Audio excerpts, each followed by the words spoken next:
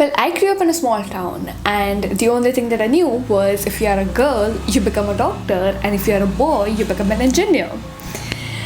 And the definition of doctor to me at that time was someone who helps others by curing their diseases and problems and making their lives happier. And thus, I wanted to become a doctor. Until we moved into a huge city.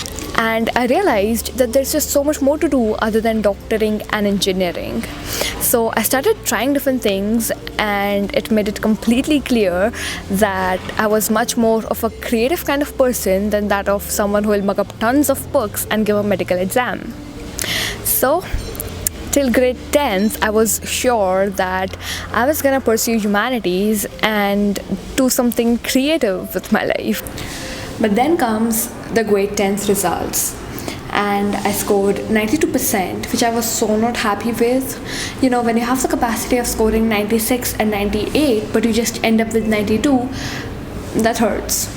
And that too because you did not give your 1000%, that hurts even more. And once you give your board exams, you are no more known by your name, you are known by the percent you score.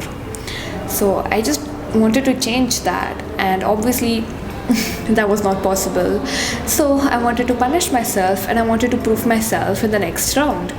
So what I did was I applied in one of the most hardest schools to get into, which did not provide humanities. And I told myself that, Hithika, if you get admission in that school, you will be pursuing science. And if you do not, you'll be pursuing humanities in some other school. And that is very stupid. Very stupid. But I did that. Even after getting admission in one of my dream schools, I was kind of getting depressed. And the reason for that was not that I questioned or doubted my ability of completing science with good grades, but the thing that scared me was that I'll never be able to live my life the way I always imagined for myself. And after spending a week in that school, I realized that I was just so different from everyone there, because they all had these weird kind of imaginary boundary lines beyond which it was impossible for them to think. And moreover, they had no respect for creativity. And it was just so hard for me to drag myself to that school every single day because I just didn't fit there. After a point, I just felt that it's too much and I cannot bear it. I went and told my sad story to my family, and I cannot tell you their reaction into correct words because that's just not possible. They were just so supportive.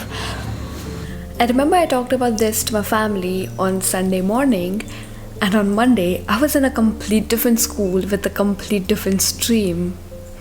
I cannot tell you how amazing I feel every time I walk into my classroom.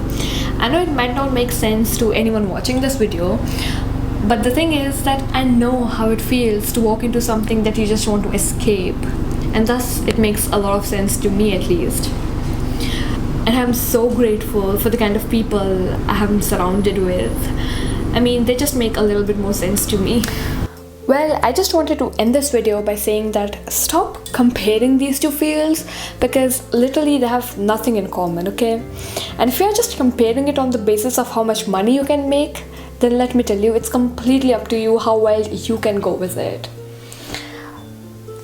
At the end, both of these fields are equally important to make this world a better place to live in. Let's stop categorizing one as superior and the other as inferior. Let's make this world a little less harder to live in. Have a good day, people.